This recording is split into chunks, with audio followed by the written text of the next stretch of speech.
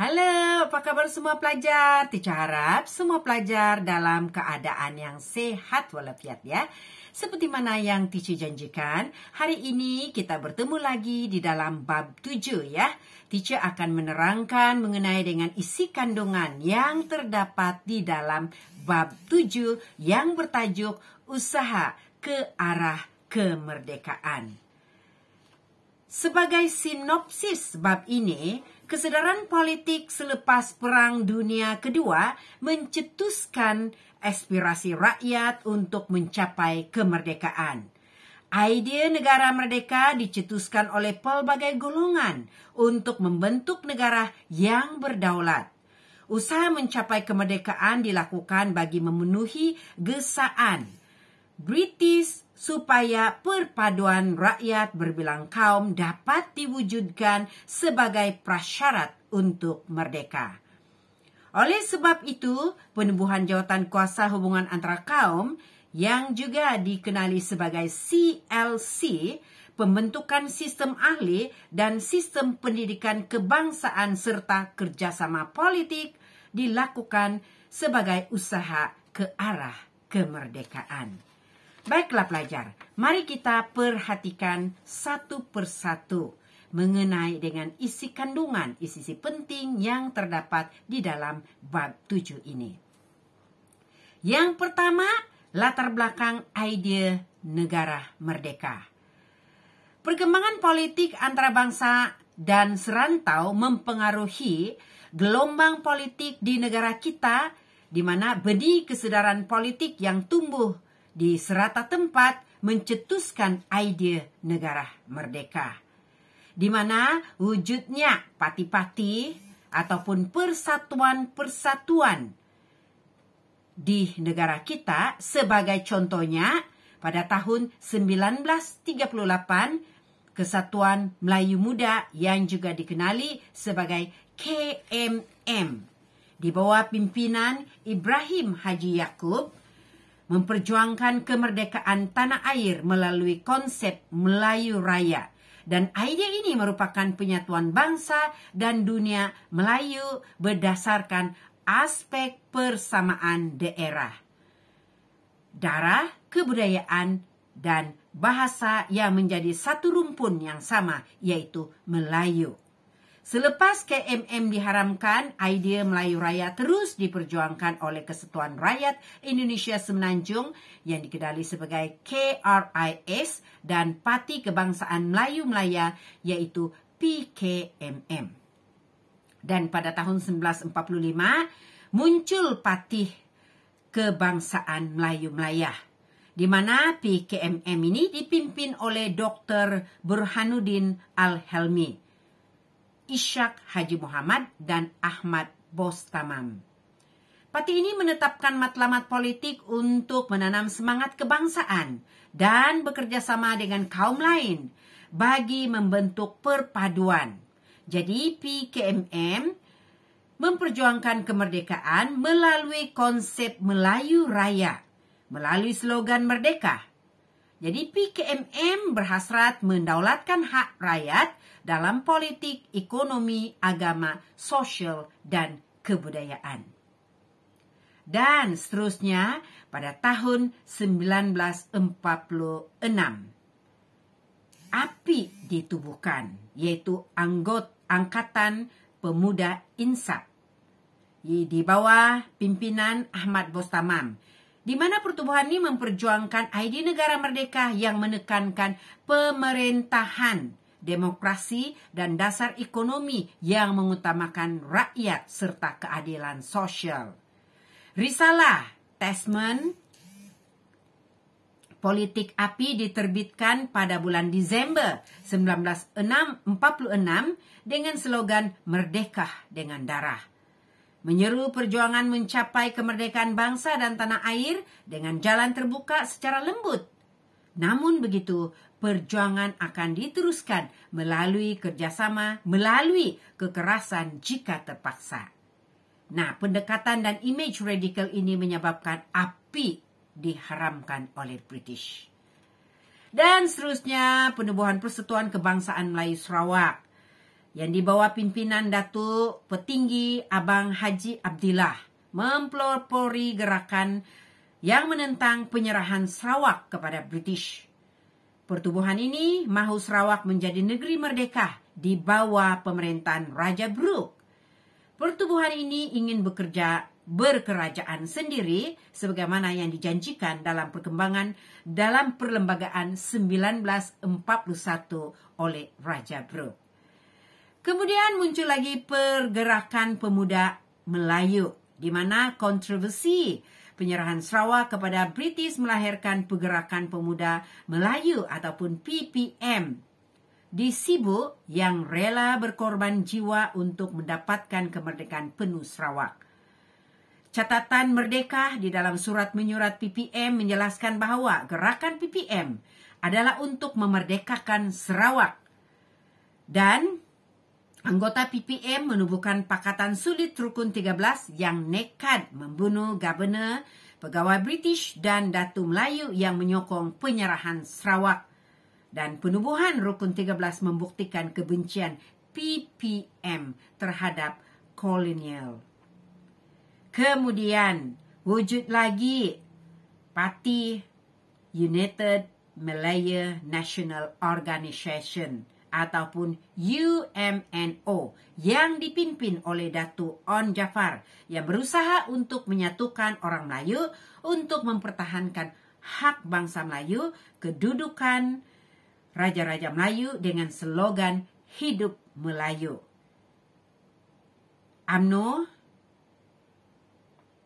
berjuang menentang Malayan Union bagi memelihara status quo orang Melayu dan kedaulatan Raja-Raja Melayu.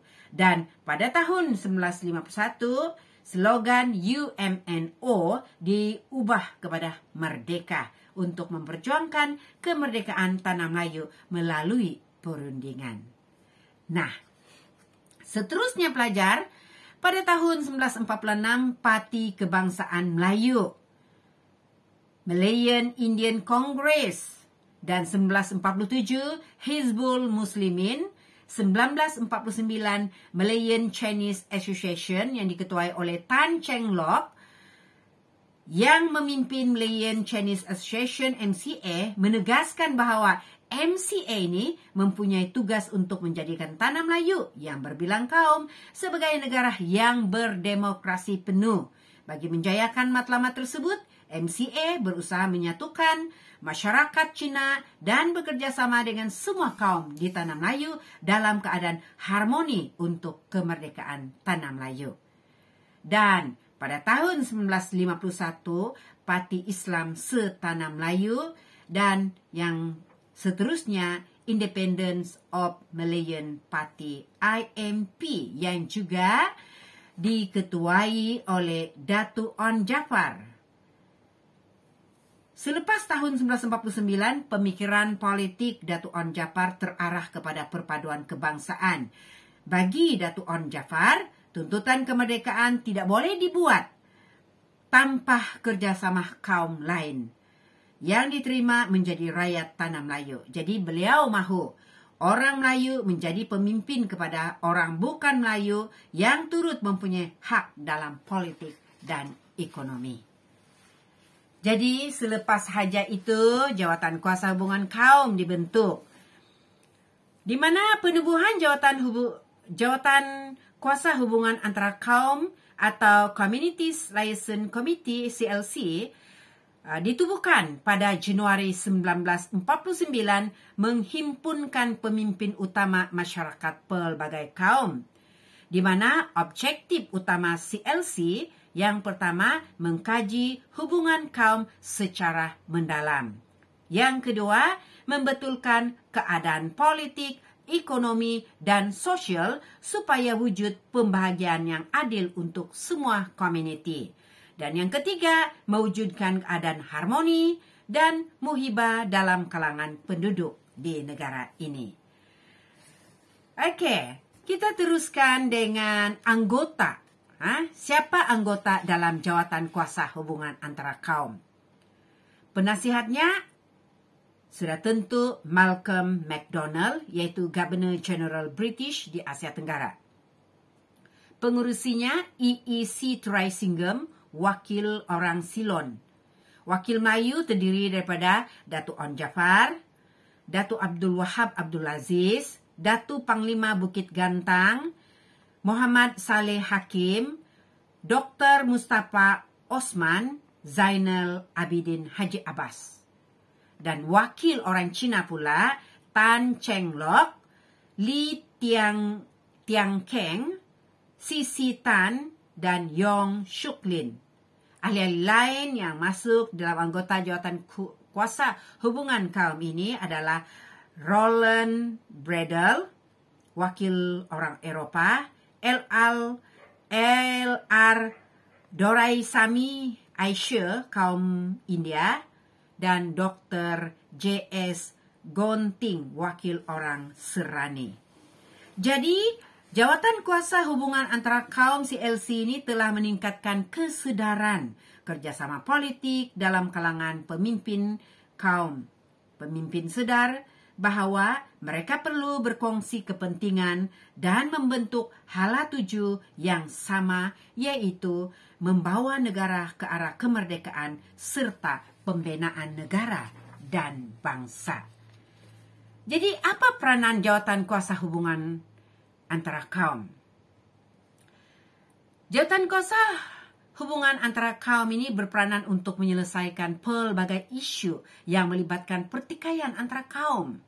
Antara isu tersebut termasuklah politik, yaitu persediaan ke arah berkerajaan sendiri, kedudukan istimewa orang Melayu, yaitu orang Melayu menuntut diperakui kedudukan istimewa sebagai penduduk asal rantau alam Melayu. Kedudukan ekonomi orang Melayu, yaitu orang Melayu tidak memperolehi peluang yang sama seperti kaum bukan Melayu dalam sektor perniagaan dan perusahaan. Kewarganegaraan bukan Melayu, di mana ketegasan orang Melayu terhadap pemberian syarat kewarganegaraan kepada kaum bukan Melayu. Dan yang terakhir, pendidikan, di mana sistem persekolahan yang berbeza-beza mengikut kaum menggunakan bahasa pengantar, buku teks, dan sukatan pelajaran yang berlainan. Jadi,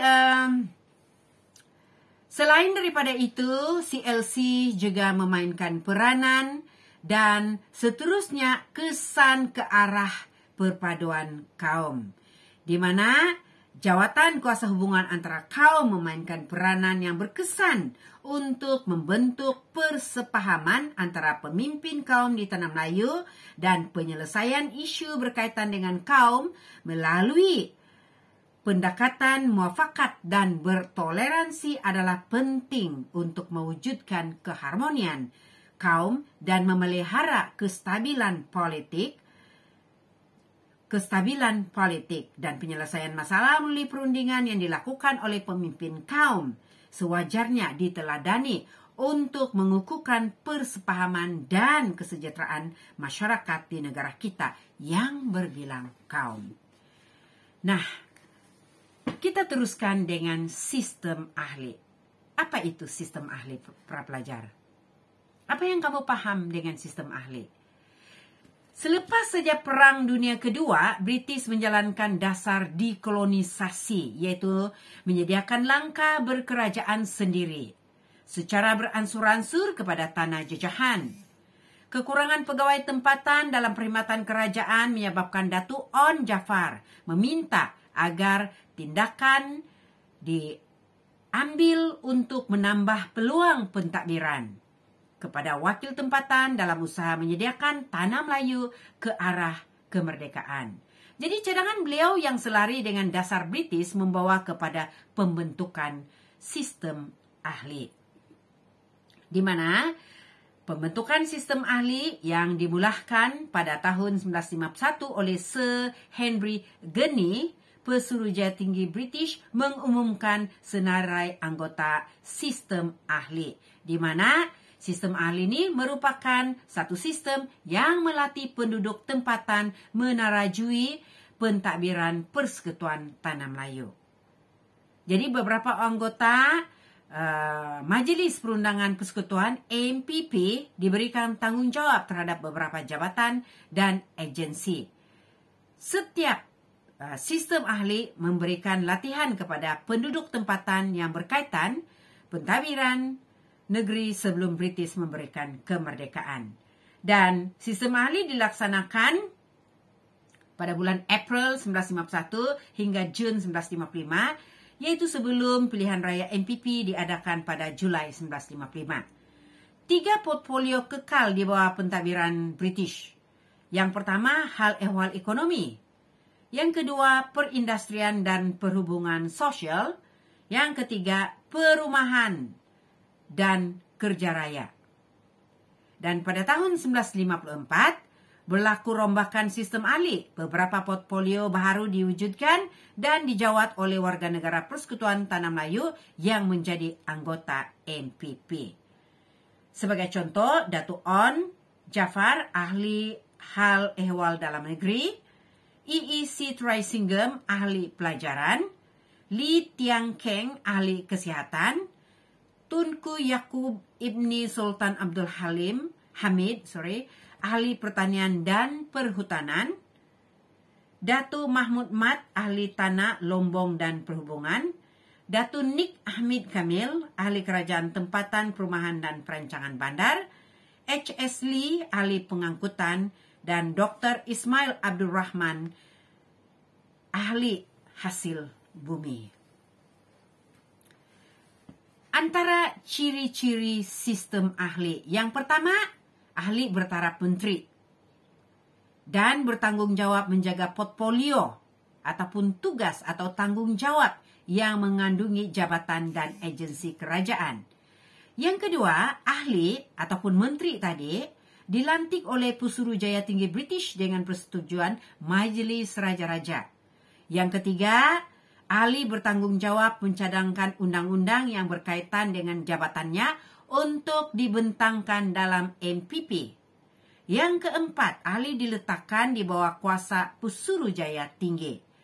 Dan seterusnya, yang terakhir, sistem kabinet bayangan yang terdiri daripada beberapa pegawai takbir dan tokoh masyarakat diwujudkan. Nah, begitulah betapa pentingnya sistem ahli, dan pelajar sendiri dapat melihat tujuan utama sistem ahli, yaitu membantu penduduk tempatan, memberi latihan penduduk tempatan untuk berkerajaan sendiri. Supaya apabila pihak British kembali ke negara asal mereka, pemimpin-pemimpin negara kita boleh memimpin negara sendiri dengan latihan-latihan yang sudah diberikan sebelum itu. Jadi apa kepentingan sistem ahli ke arah kemerdekaan? Yang pertama, menyediakan asas penting untuk melatih orang tempatan ke arah berkerajaan sendiri. Yang kedua, memberikan pendedahan kepada penduduk tempatan untuk belajar, mentadbir dan menerajui kerajaan menjelang kemerdekaan, seperti mana yang teacher katakan tadi. Dan yang ketiga, merupakan proses memupuk perpaduan kaum, kerana ahlinya terdiri daripada gabungan pemimpin pelbagai kaum. Dan yang terakhir, menentukan kemerdekaan yang diperolehi mendapat sokongan seluruh penduduk Persekutuan Tanah Melayu. Nah, jelas sekali bahawa sistem ahli memberikan pendedahan yang baik kepada penduduk tempatan untuk mentadbir dan menerajui kerajaan.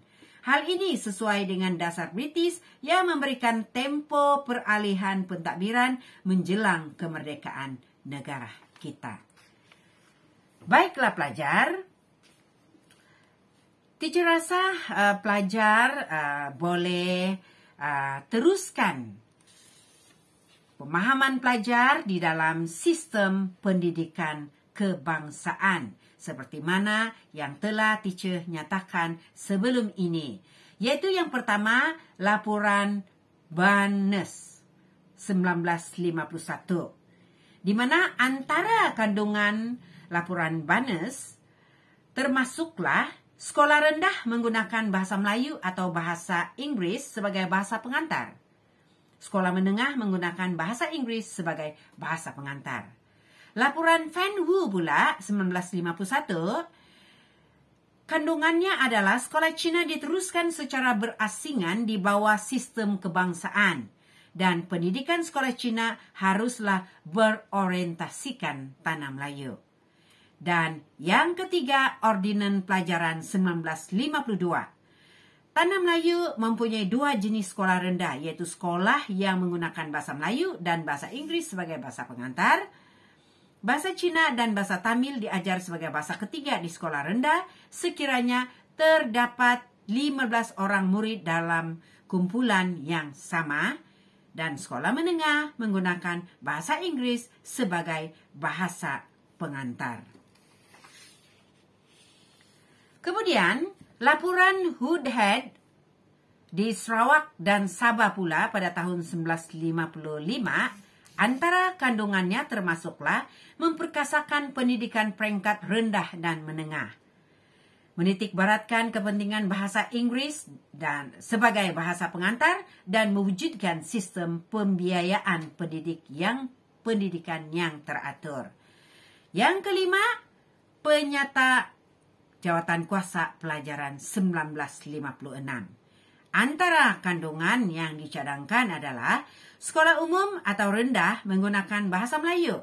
Sekolah jenis umum rendah menggunakan sama ada bahasa Inggris, bahasa Cina atau bahasa Tamil. Bahasa Melayu dan bahasa Inggris dijadikan mata pelajaran wajib di semua sekolah. Sekolah menengah kebangsaan menggunakan bahasa Melayu sebagai bahasa pengantar, manakala bahasa Inggris menjadi mata pelajaran.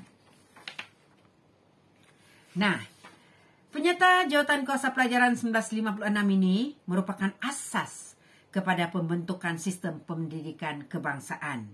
Melalui sistem tersebut, sukatan pelajaran dan peperiksaan yang seragam serta menggunakan bahasa pengantar yang sama menjadi langkah penting untuk memupuk semangat perpaduan, nilai kewarganegaraan, identiti sepunyanya, dan kesetiaan kepada negara dalam kalangan generasi muda.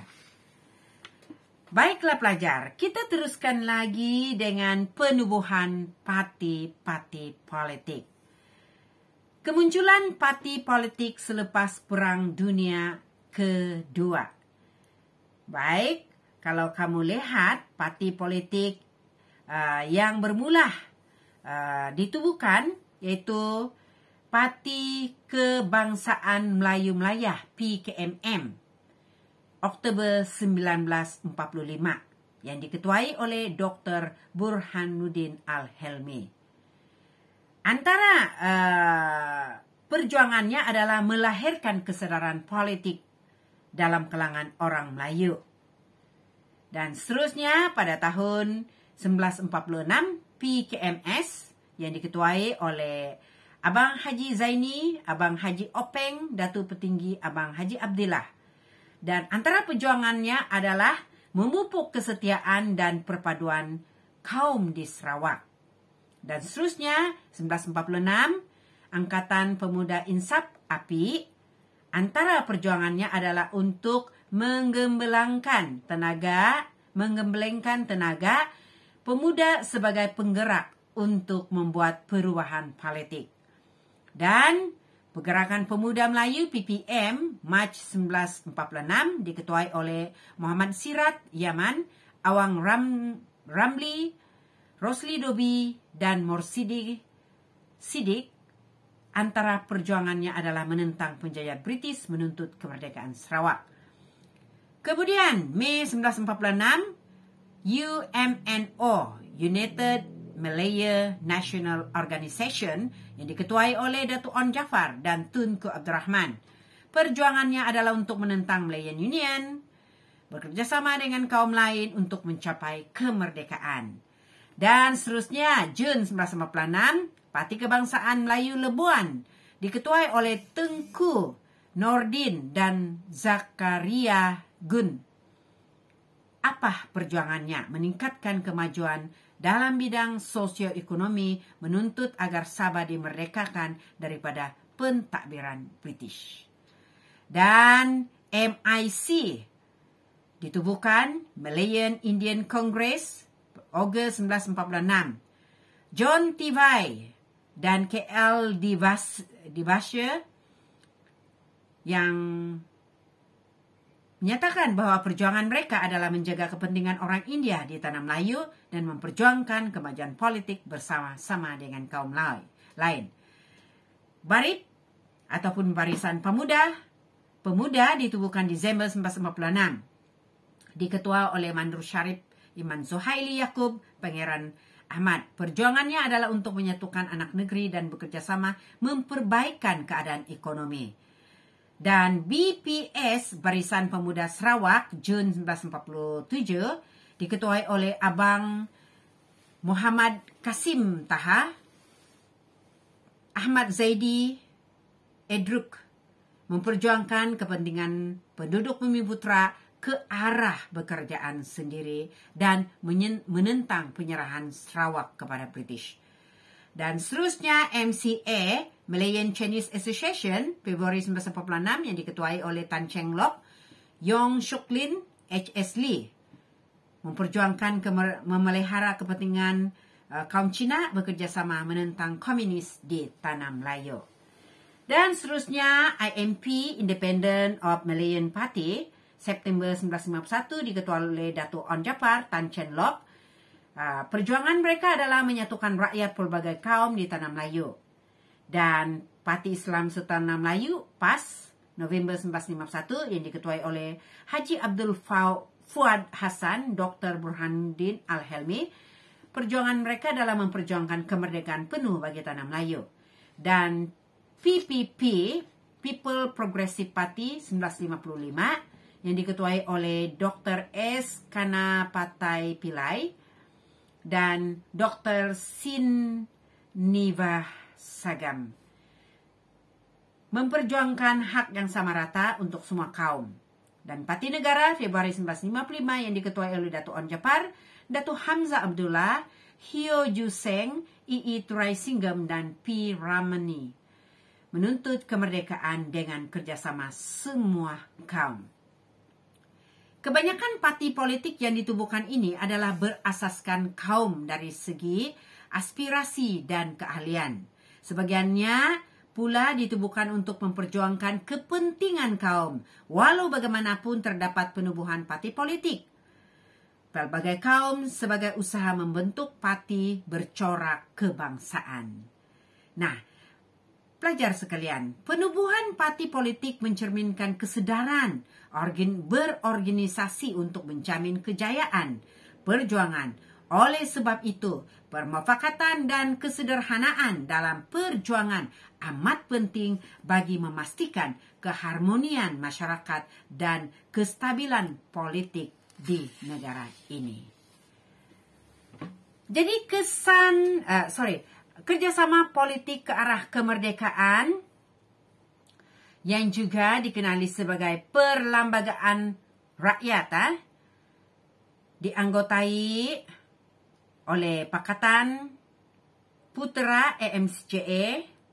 Dan yang kedua, wujudnya persidangan kebangsaan, wujudnya konvensyen kebangsaan dan pembentukan parti perikatan. Di mana kerjasama antara kaum ini memang penting untuk mencapai kemerdekaan dan memastikan penduduk berbilang kaum di negara ini dapat hidup dalam keadaan rukun dan damai. Itulah usaha ke arah kemerdekaan yang menekankan langkah pemumpukan kerjasama dan pembentukan perpaduan kaum sebagai asas pembinaan negara bangsa. Persiapan ke arah bekerjaan sendiri diadakan bagi memastikan penduduk tempatan mampu mentadbir negara sendiri. Dasar bekerjasama dan permufakatan antara kaum dicapai melalui sikap toleransi dan perundingan untuk mewujudkan keadaan harmoni dan muhibah dalam kalangan penduduk berbilang kaum di negara ini. Jadi kegigihan dan kebijaksanaan pemimpin terdahulu mewujudkan asas kerjasama dari aspek politik, ekonomi, dan sosial wajar dihargai. Jadi, teacher harap pelajar dapat mengikuti segala apa yang telah teacher terangkan sebentar saja tadi dalam bab 7. Jadi, untuk itu, teacher harap pelajar dapat membuat latihan-latihan yang seterusnya di muka surat yang sama. Dan kita berjumpa lagi pada sesi akan datang dalam bab yang ke-8. Sekian, terima kasih. Oke, bye-bye. Selamat belajar.